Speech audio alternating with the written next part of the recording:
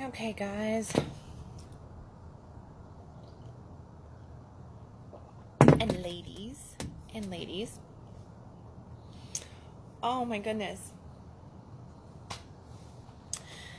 It's one of those mornings where I didn't want to get up.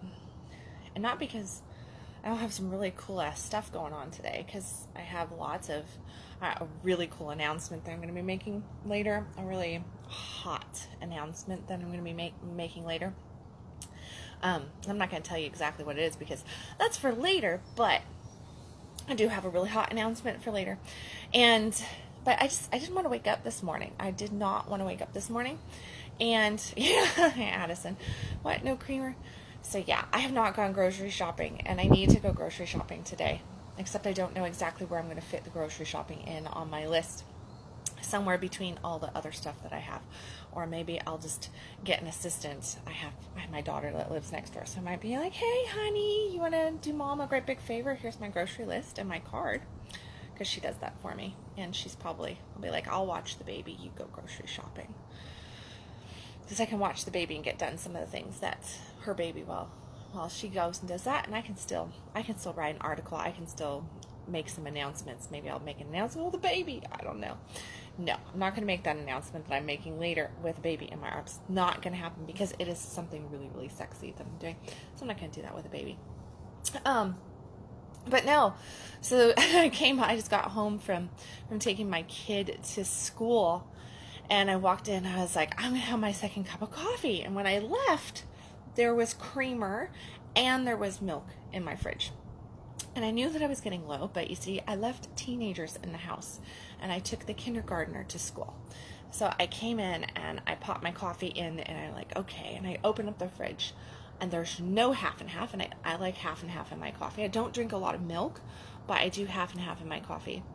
And I was like, okay, so we're at half and half, not a big deal. So I would go to grab the milk, and there's no milk. I'm like, oh. Now when I'm like having cereal or something, I'll put almond milk in it, because that's normally what I drink is almond milk. But in my coffee, I am very I want dairy in my coffee. And I was just like, just that huff. And it's such a little thing, right? It's just such a little thing. But it was just this little irritation. And this morning just seemed to be a morning of little irritations. And you know me, I'm always going to bring to the table, like, here's what's going on, and I'm going to just bring that lesson of the moment into you guys and share, kind of like life is always teaching us. And I hope that for those of you that have been following Conscious Coffee for almost the 2 years that I've been doing it now, that you kind of get that I'm constantly trying to share the message of that life is always opening us, life is always teaching us. There's a message behind even the most seemingly small things, like I have no creamer. I have no creamer for my coffee. Now, I did just use almond milk and honey. I used almond milk and honey, and I was like, that's not bad. Like, it's not bad. I can see why people go to Starbucks and put almond milk in their coffee. It's not bad. And it's definitely the healthier choice. So maybe God is trying to tell me, be healthier in your coffee. If you're going to drink 2 cups of coffee a day, be healthy about it, right? So, what is the message, though, right? What is the message? Hold on, time out. My dog needs outside.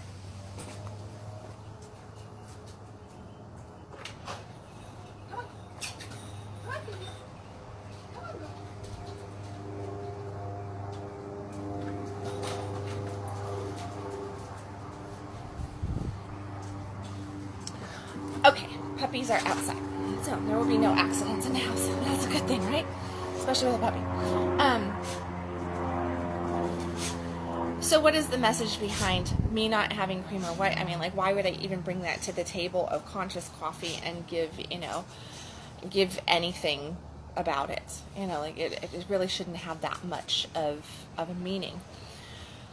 It was not necessarily that there was no creamer. It was my huff. It was my,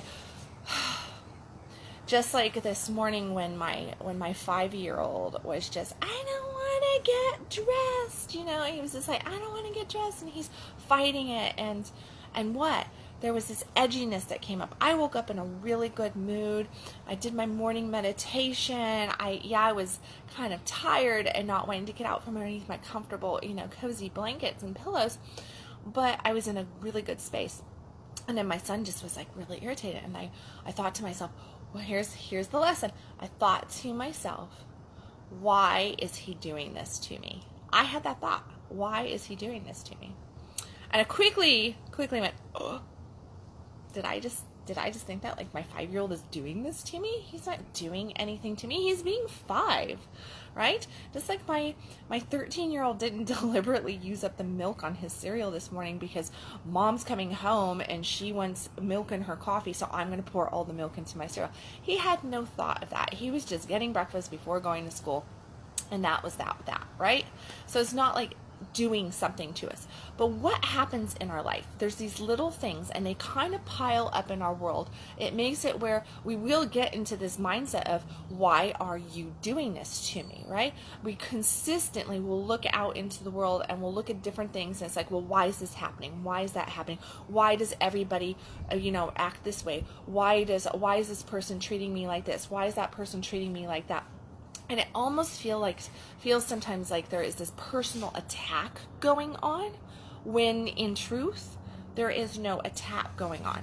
If you're feeling attacked, like this morning when I was like, not that I felt necessarily attacked, but the poor me victim thought of, why is he doing this to me, did come through my consciousness.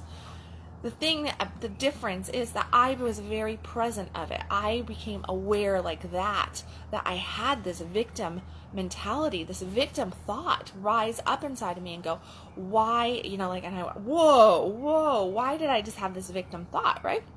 What's going on?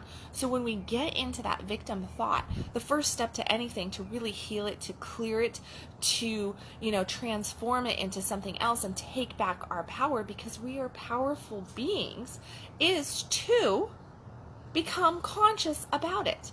We have to become conscious about it. If you cannot become conscious about those little thoughts and you just ride on, because if I was not conscious of that thought in that second of, why is he doing this to me, or why does the milk always get, gee, doesn't everybody know that that I want milk in my coffee? Like, oh my gosh, why did my kid do this, right?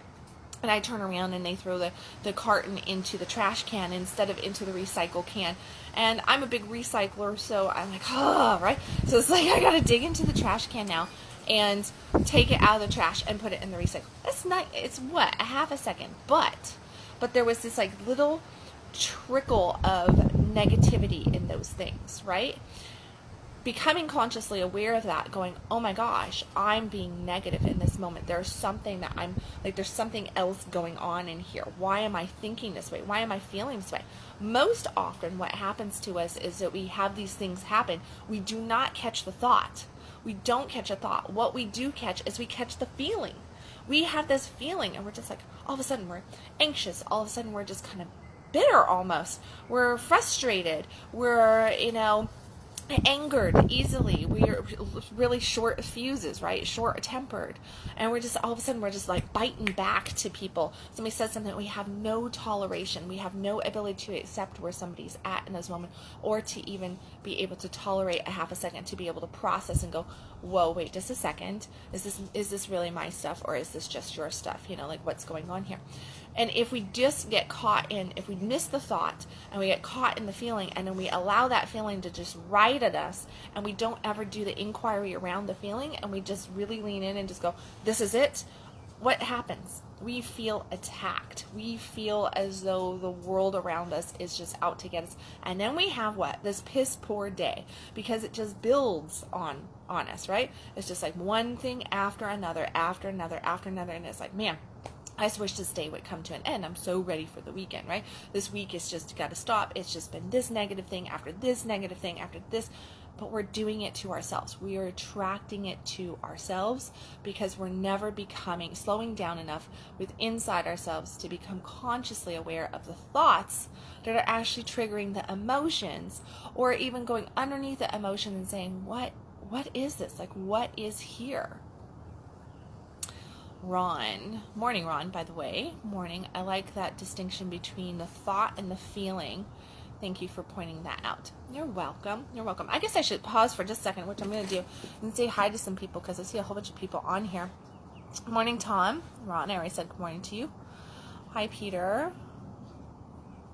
What am I making? Is one of the comments. I'm not making. I'm just making a live stream. Doing my conscious coffee. I've been off of here for a couple of days. Been off of here because I had a death in the extended family, you could say. My ex's stepdad passed away on Friday, which kind of put a ruffle in my schedule because I have 50-50 custody with my little ones, and it's his time to have the kids. So I had to rework my schedule because he had to take off to another state and deal with his mom and with funeral stuff. And I guess the funeral's this coming Friday and everything. So it's just been this kind of upheaval. So it's kind of completely threw some wonkiness into my schedule. And then my little ones, of course, it's grandpa that, grandpa's gone to heaven. So explain, this is their first death experience.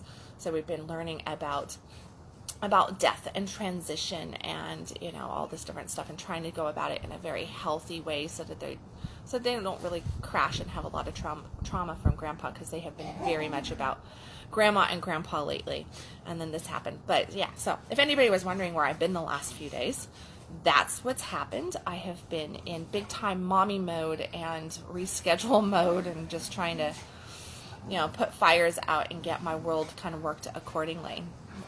But yeah, not making anything, just doing conscious coffee, which I normally do almost daily, unless something wonky happens, like death, transition, right?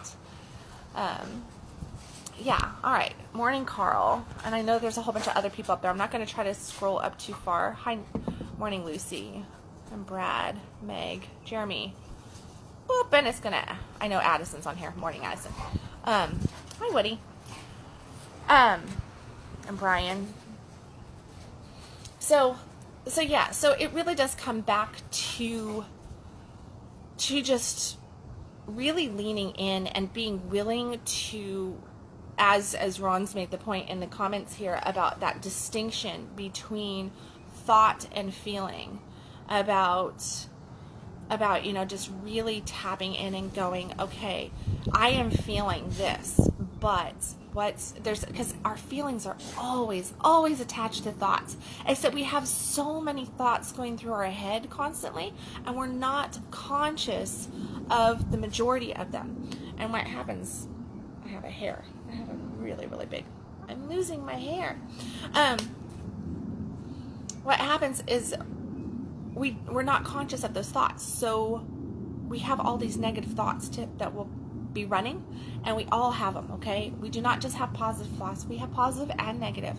We all have doubt, we all have worry, we all have fears, we all have, our insecurities, our judgments, our opinions, of which the majority are not so positive because we have been raised in a society that supports the negative and not the positive.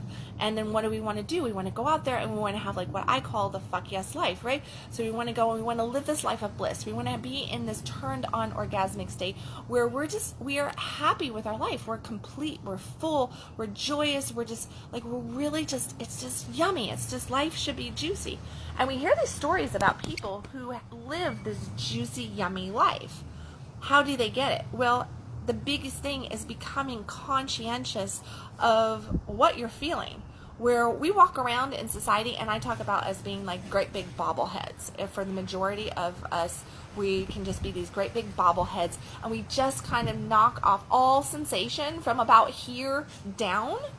And it's like, oh, I shouldn't feel that way. I shouldn't feel that way, or I'm feeling too much, or I'm not feeling enough, or that scares me. That's too vulnerable. That one I love. That's too vulnerable. And vulnerable is kind of like, oh, I feel very vulnerable. Doesn't that feel almost like I'm weak? I shouldn't be vulnerable right now. There's something wrong with me because I'm being vulnerable. I'm feeling on edge. I need to put my guards up. I need to push things away.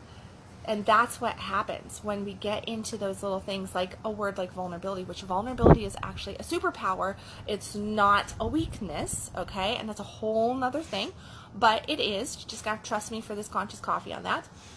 Message me if you want to know more. I have a workshop actually coming about sexual vulnerability, which I'll be announcing later. That was part of that sexy thing that I was talking about on the front side. But what we end up doing is we end up guarding ourselves because we do feel vulnerable, because we are scared. We are walking in scarcity, in fear, and we will have these strange feelings go on, and we're not comfortable with those feelings because nobody has told us that it's okay to feel.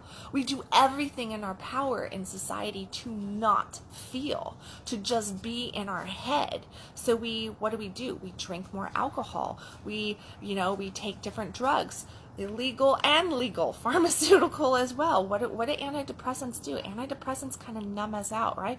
And then you have an antidepressant for an antidepressant for an antidepressant. Next thing you know, you got 3, 4, 5 antidepressants, and you're just kind of blocked to life, to everything. And then you wonder why you can't feel, why you have no sensation, why there's no joy.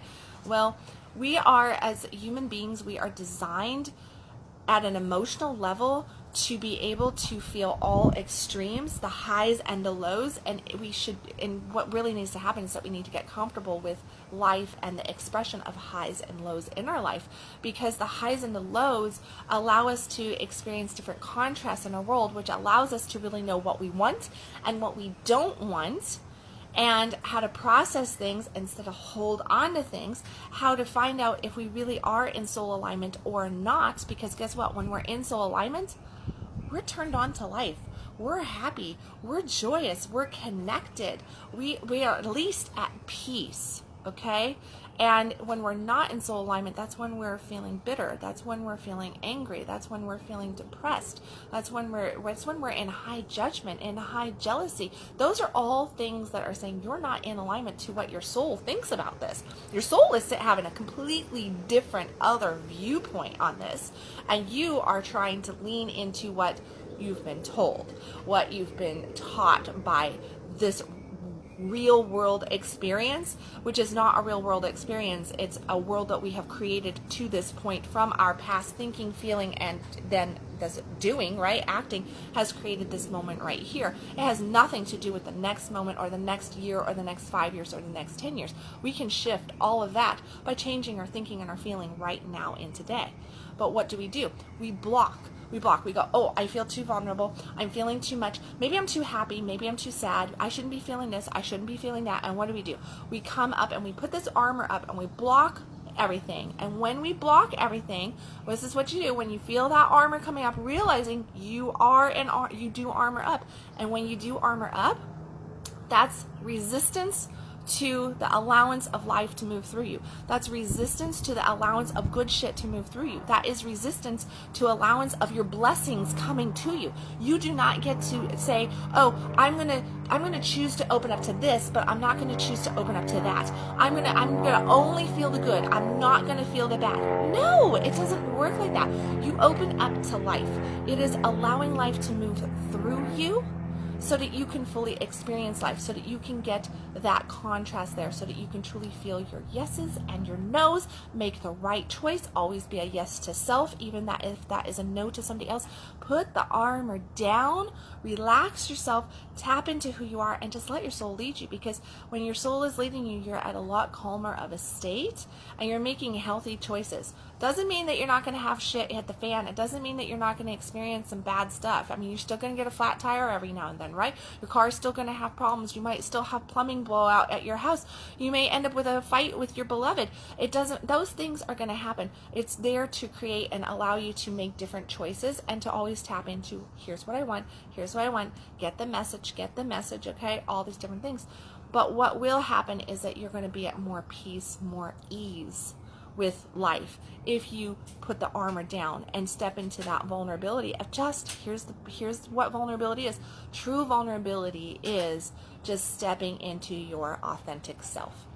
Stepping into your authentic self and letting yourself be seen, be heard, be felt. Allow yourself to connect to others. Allow yourself to connect to the divine, to your soul, to life as it moves through and around us. And not constantly armor up, because when we're armoring up, this is the way I look at it. And anytime, and I do my fair share of armoring up. Trust me, anybody who knows me will be like, oh man, she armors up.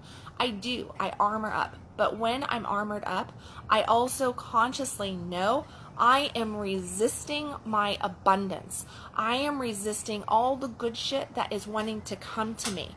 And that pressure that I'm feeling pushing back on me is all my blessings trying to get to me. And I'm going, no, no, no, I'm not wanting you right now. I'm not ready for you. I don't feel worthy. I don't want to feel. I don't want to feel. So don't bitch about not having abundance, not having blessings flowing to you. If you're going, no, no, no, armor, armor, armor, put the armor down and get ready for the downpour, because that's what will happen as soon as you learn how to set the armor down. All right, I got to check. I got a whole bunch of comments on here. I love it when people are commenting. Lucy, fuck yes, life. Love it. On point, Ron.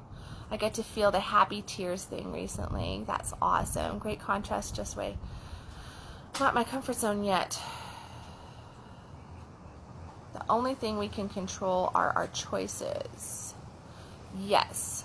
We get to choose. You know, hey, morning, Tracy. Morning, Marcus. I believe it's Byron Katie. Yeah, it's Byron Katie. I should drink my coffee with all this almond milk that I'm so happy about. You know, actually, it's really not bad. Byron Katie has a saying of, there's your business, there's my business, and there's God's business. There's only one thing that I can control. You know? So I really have gotten good at figuring out, and it was kind of something that long before I ever knew about Byron Katie or the work that she does, I had already tapped into that, because it's a really good spiritual practice as well. But it really does come down to just going, okay, whose business is this? Because if it is God's business, I sure the heck can't mess with that, right? There's no way. I'm not God. I might be a spark of the divine in me, which I do believe we all have that spark, which gives us that desire, that passion. You know, we get to expand our light, we get to grow, we get to connect more. That's all right. But we really cannot change the universe in that big scope of things, or the things that God is in charge of, which is everything, but not everything, because there's our choices, right? And then there is your business, somebody else's business, right? And I'm not responsible for their emotions. I'm not responsible for their choices. I'm not responsible for how they're showing up or not showing up. I have to just kind of step back and accept who they are, where they're at, and everything that's going on, and then make a decision from there of if I want to dance with them or not, right? Because I don't always have to say yes to the dance. I can be like, you're a really cool person, I like you, but I'm not really resonating with what you're doing, how you're showing up right now, so I'm going to stay right here. Thank you, but no thank you. And that's perfectly fine. And that is where our control comes in, is that we get to make that decision as to how we are showing up, how we are stepping in or not stepping in.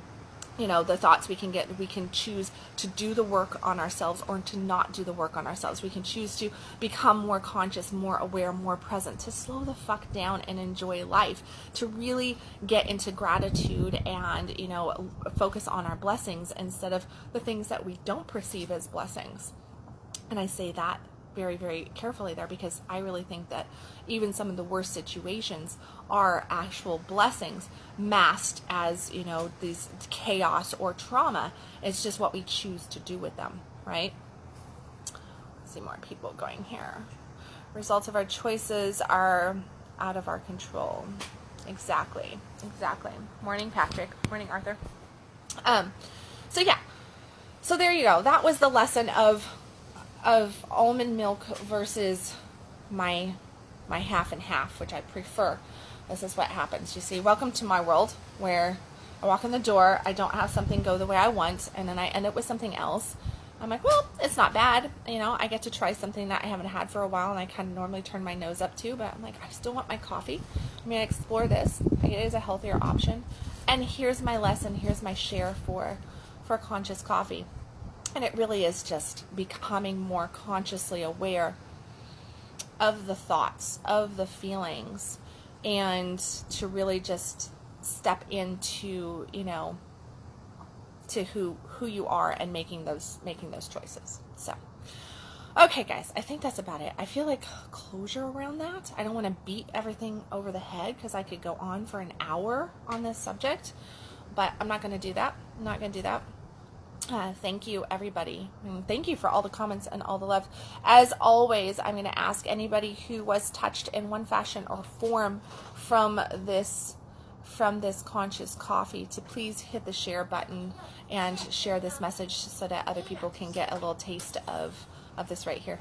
Here comes my little munchkin, my 4-year-old Ron. He just woke up. Which is also my cue to be like, okay, it's time to go make breakfast for him. All right, guys, I love you. As always, stop existing, start living. You can follow me at www.kendalwilliams.com.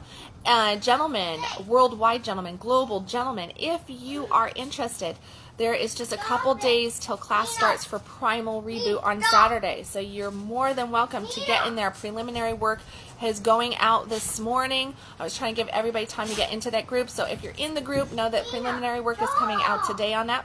If you want to take advantage of getting in there early and getting that preliminary work done and you have not registered for this class, this is going to be an absolute amazing class. It's all about men learning how to penetrate life the way that you were born to. So I'm going to be talking about a whole bunch of sexy stuff in there as to how to like pull your sex into your life, how to learn how to really connect, communicate, and really find that passion, that purpose, that drive for your life. So just know that. And this is not something I've had a lot of people go, oh, I'm not in Dallas. You don't have to be in Dallas. This is a live stream training over 4 weeks on Facebook here. So this is, when I say global, I mean global. This is accessible to every single person. So just make sure that you kind of tap into that. Otherwise, the other announcement, my sexy announcement that I'm going to be making about a workshop that is coming up for the end of this month, which is very vulnerable for moi. But I'm excited about because I'm excited to be able to share that vulnerability. I will be announcing later today, so look for that. If you are just coming on, Morning Knocks, if you are just coming on, make sure to go back, watch this video. Please put hashtag replay on there so that I know that you've watched it as well and that you're catching the replay, and let me know any of your comments and everything. Again, hit the little share button. Thank you, everybody, for all your comments and your love this morning. Stop existing, start living. I'll catch you tomorrow with another Conscious Coffee. Bye, everybody.